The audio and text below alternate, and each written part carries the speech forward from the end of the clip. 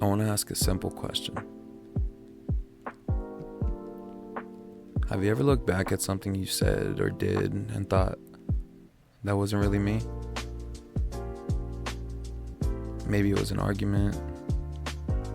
Maybe you pushed someone away. Maybe you broke something, slammed a door, sent a text you instantly regretted. Or even made a decision that changed everything because your emotions were louder than your wisdom. We've all been there. And the truth is, intense emotion has a way of convincing us that the version of ourselves in that moment is who we really are. But here's what I've learned. The loudest version of you isn't always the truest version of you. When we're overwhelmed with anger, anxiety, sadness, fear, or frustration, our minds stop looking for solutions and start looking for survival. We react instead of respond. We speak before we think. We make permanent decisions based on temporary emotions. And afterward, we sit there wondering how we became someone we don't recognize. I think one of the biggest misconceptions about growth is believing we need to become someone completely different. Maybe that's not the goal. Maybe the goal is removing everything that keeps us from becoming who we've been all along. Think about a lake. When a storm rolls through, the water becomes violent. You can't see through it. The surface is chaotic. Branches are flying everywhere. But underneath, the lake never stopped being a lake. The storm didn't change its identity. It only changed what you could see. And I think our minds work the same way. When emotions become intense, we think we've changed. We think we've become angry people, broken people, hopeless people, failures. But often we're just experiencing a storm.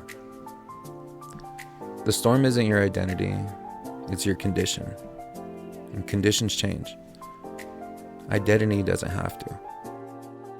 The problem is many of us start making life decisions while we're still in the middle of the storm. We quit relationships, we quit jobs, we quit dreams, and sometimes we quit on ourselves. Not because we truly thought it through, but because emotional pain convinces us there's no other option. And that's why learning to calm yourself isn't weakness.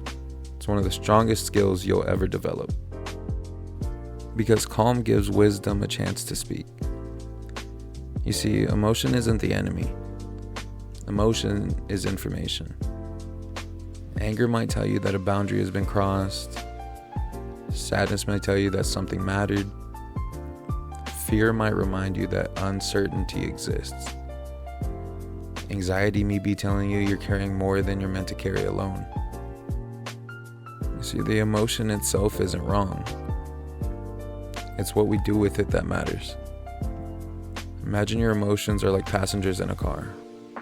They all deserve a seat. But they should never be driving. If anger drives, you'll crash. If fear drives, you'll never leave the driveway. If sadness drives, you'll stop moving altogether. The healthiest version of yourself listens to those emotions, but it keeps both hands on the steering wheel. And that takes practice. It doesn't happen overnight. For a long time, I thought changing myself meant eliminating emotion.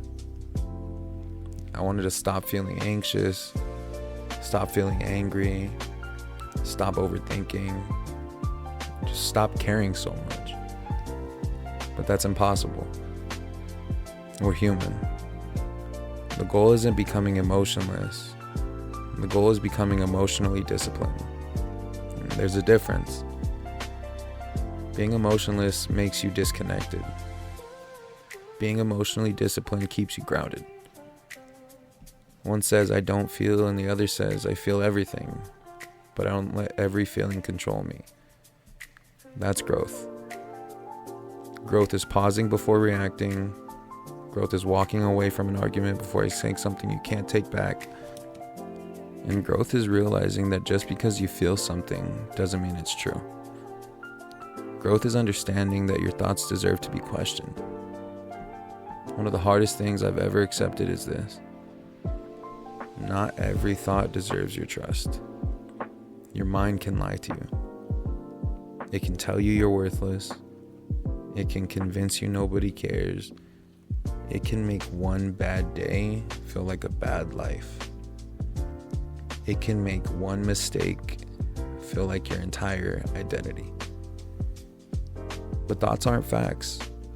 They're experiences. And experiences pass.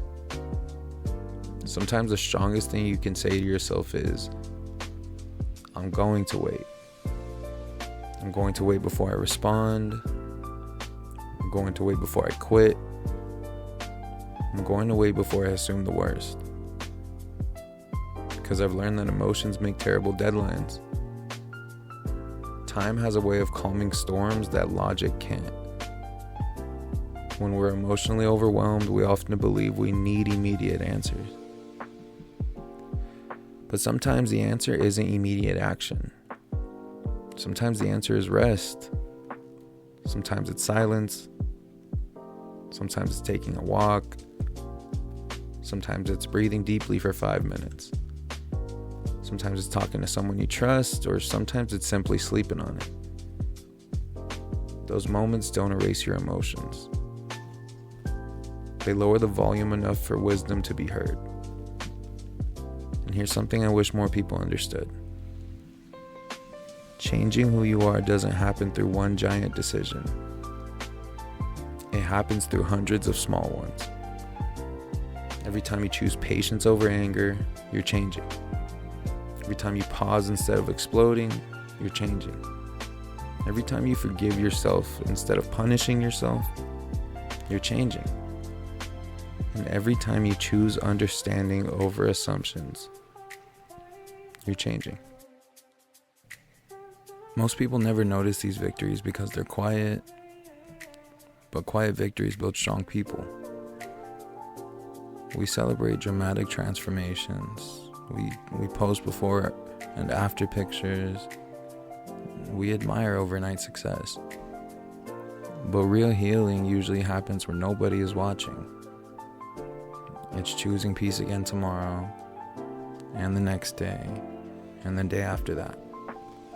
Until one day, the person who used to react no longer does. Not because life became easier, but because you became steadier. If you're listening today and you feel like your emotions have taken over your life, I want you to hear this. You are not your worst reaction. You are not your loudest moment. And you are not your biggest mistake. You're not permanently defined by what happened when you were emotionally overwhelmed. You can change. Not by pretending your emotions don't exist, but by learning how to sit with them without letting them become you. Healing isn't about becoming a different person. It's about becoming a calmer version of yourself you've always had the potential to be. So I leave you with this. Next time life brings a storm, don't ask yourself, how do I stop feeling? Instead ask, how do I stay true to myself while I'm feeling this? Because storms pass, calm returns, and every time you choose peace over impulse, you're becoming the person you've been searching for all along. Until next time.